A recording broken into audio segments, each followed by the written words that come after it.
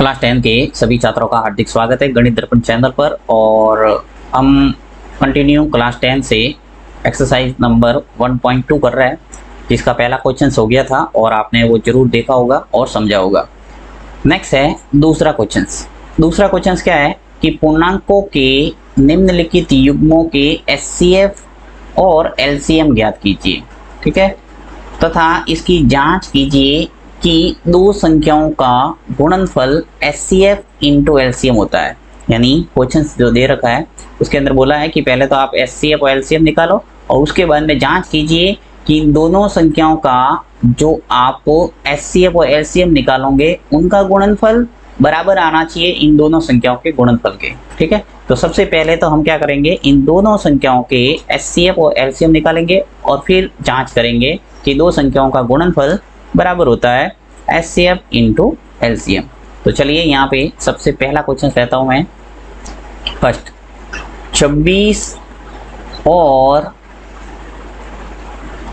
91।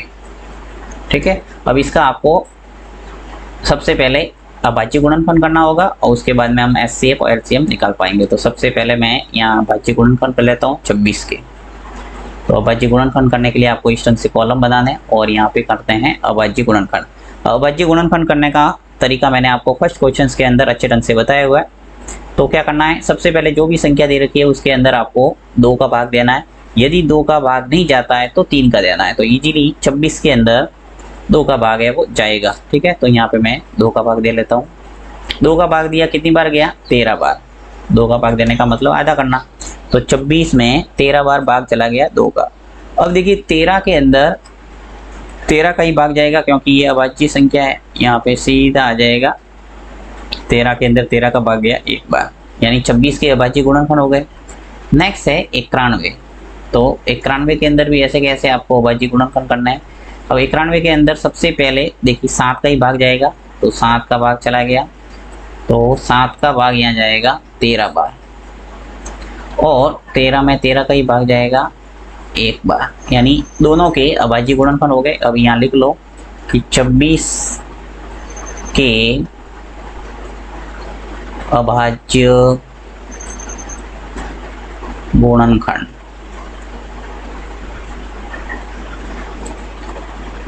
छब्बीस के अभाज्य गुणनफल क्या आ रहा है, देखिए 2 इंटू 13। देखिए 26 है, इसके अभाज्य गुणनफल कितना है, 2 इंटू 13। इन दोनों का क्या करना है, गुणा। तो यहाँ पे मैंने लिख दिया 2 इंटू 13। इसी प्रकार जो 91 है, इन 91 के भी अभाज्य गुणनफल करो। 91 के अभाज्य गुणनखंड। ठीक है, 91 के अभाज्य गुणनफल क्या हो जाएंगे, 7 इंटू 13। अभाज्य गुणनफल हो गए। अब आपको निकालना है इनका एचसीएफ और एलसीएम। तो मैं थोड़ा इसको ऊपर खिसकाता हूँ। अभाज्य गुणनखंड से अब एचसीएफ और एलसीएम कैसे निकालना है, देखिए यहाँ पे लिखता हूँ मैं 26 तथा 91 का सबसे पहले निकालते हैं एचसीएफ। एचसीएफ के लिए क्या करना है आपको, जो भी संख्या इन अभाज्य गुणनखंडों के अंदर कॉमन दिखे, यानी जो दोनों में दिखे, वो उसका क्या हो जाएगा, एचसीएफ। उनका गुणनफल एक तरह से याद रखना है। तो देखिए यहाँ पे सिर्फ सिंगल एक ही संख्या है, वो हमें कॉमन नजर आती है। जैसे ये 13 इसमें भी है और इसमें भी है। ठीक है, तो यहाँ पे ये जो 13 है वो हो जाएगा एचसीएफ। अगर एक संख्या और कॉमन होती, जैसे यहाँ 2 है और यहाँ पर भी 2 होता, तो मैं 2 और 2 को भी लेता और फिर 13 इंटू 2 हो जाता। आगे और सवाल आएंगे ऐसे। तो कुल मिला के यहाँ पे सिर्फ एक ही संख्या है, वो दोनों में दिख रही है, इसलिए सिंगल एक संख्या आ जाएगी और वो ही हो जाएगा हमारा एचसीएफ। तो एचसीएफ का काम हो गया। अब निकालना है एलसीएम। तो यहाँ लिखता हूँ आप वापस में 26 तथा 91 का एलसीएम, यानी कि लसअप। एलसीएम के लिए क्या करना है आपको, प्रत्येक जो संख्या है उसका गुणनफल करना है, यानी उच्चतम। इसकी जो परिभाषा है अगर देखना चाहे तो क्या होगा, देखो एचसीएफ में क्या करते हैं कि उभयनिष्ठ जो संख्या होगी उसका गुणनफल। ठीक है, वो भी न्यूनतम घात, यानी न्यूनतम उभयनिष्ठ संख्या का गुणनफल। ये तो होता है एचसीएफ का परिभाषा ऐसे तरह से। और एलसीएम अगर निकालना है तो लिखना है आपको प्रत्येक संख्या की उच्चतम घात का गुणनफल, यानी प्रत्येक संख्या की उच्चतम घात। यहाँ पे आगे जब सवाल आएंगे तब डबल डबल संख्या आएगी और उसको घात के रूप में हम लिख के उसको परचेंट करेंगे। तो यहाँ पे सिंगल ही था इसलिए मैंने इसको घात के रूप में नहीं लिखा। तो देखिए यहाँ पे एलसीएम निकालने के लिए प्रत्येक संख्या का गुणनफल करना है। तो देखो एक तो है 2, तो यहाँ 2 ले लो। एक आपको दिख रहा है 7, 7 भी ले लो। एक आपको दिख रहा है 13, तो यहाँ आ जाएगा 13।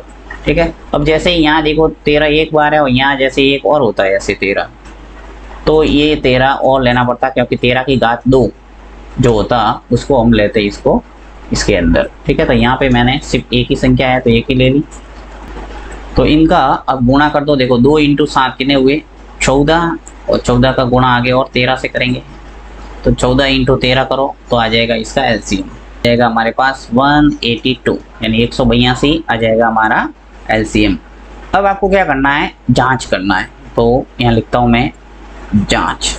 ठीक है, अब जांच के लिए आपको दो संख्याओं का गुणनफल इंटू एलसीएम इंटू एचसीएफ करना है। ठीक है, तो दो संख्याओं का गुणनफल कर लेते हैं। सबसे पहले तो हम करेंगे एचसीएफ इंटू एलसीएम, यानी जो हमने निकाला एचसीएफ और एलसीएम उनका करेंगे गुणा। तो यहाँ पे देखो एलसीएम क्या है मेरे पास, एचसीएफ कितना है 13 और एलसीएम कितना है 182, तो इनका कर देते हैं गुणा। तो यहाँ मैं गुणा कर लेता हूँ। देखो 13 और इसका गुणा करेंगे 182 से, करो गुणा। 182 का गुणा जब हम करेंगे 13 से तो आ जाएगा हमारा 2366, 2366। ठीक है, गुणा हो गया। अब क्या करना है आपको, दोनों संख्याओं का गुणनफल करना था। यहाँ दोनों संख्या लेते हैं, दोनों संख्या का गुणनफल। दोनों संख्या कौन कौन सी थी वापस देखते हैं। देखिए दोनों संख्या हमारे पास क्या थी 26 और 91, तो इनका भी गुणा करो। 26 × 91, इनका गुणनफल कितना आता है देखो, 26 × 91 करते तो क्या आता है वही 2366, राइट। यानी कि जांच जब हमने की तो एचसीएफ इंटू एलसीएम आ गया 2366 और दोनों संख्याओं का गुणनफल किया तो भी क्या आया 2366। यानी लिख सकते हैं अतः दोनों संख्याओं का गुणनफल बराबर क्या है एचसीएफ इंटू एलसीएम। यही आपको पूछा था क्वेश्चंस के अंदर कि दोनों संख्याओं का जो गुणनफल है, देखिए यहाँ पे कि दो संख्याओं का गुणनफल बराबर होना चाहिए एचसीएफ इंटू एलसीएम। तो वो हमने प्रूव कर दिया यहाँ कि दोनों संख्याओं का गुणनफल है, दोनों संख्याओं का गुणनफल बराबर आ रहा है एचसीएफ इंटू एलसीएम के। तो इस ढंग से आपको इसको करना है।